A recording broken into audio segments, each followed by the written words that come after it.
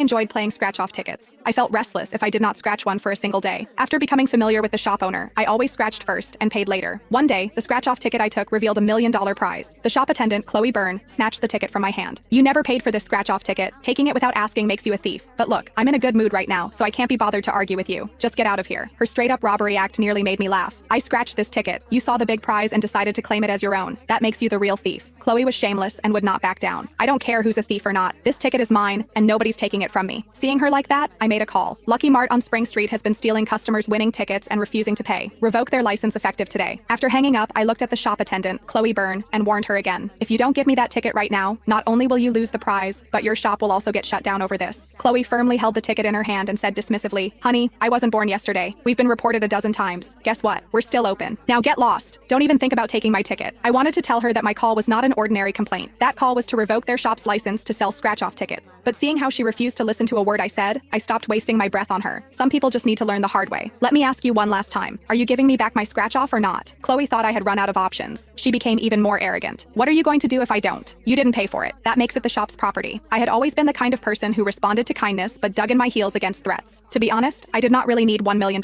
I played scratch-offs just for the fun of it. She could have just asked me nicely. I might have even split the prize with her. But since she wanted to play rough, I wanted to see who had the last laugh. I walked straight out of the shop and bought a megaphone. Then I started shouting outside her shop. "Lucky Mart on Spring Street is stealing winning tickets and refusing to pay out prizes. I just scratched $1 million winner. Now the shop attendant is trying to keep my ticket for herself. That's straight up robbery." After a while, a crowd of passersby quickly gathered at the shop entrance. I've only ever seen this happen on the news. I can't believe someone would actually steal a customer's scratch-off ticket. Of course, it's $1 million.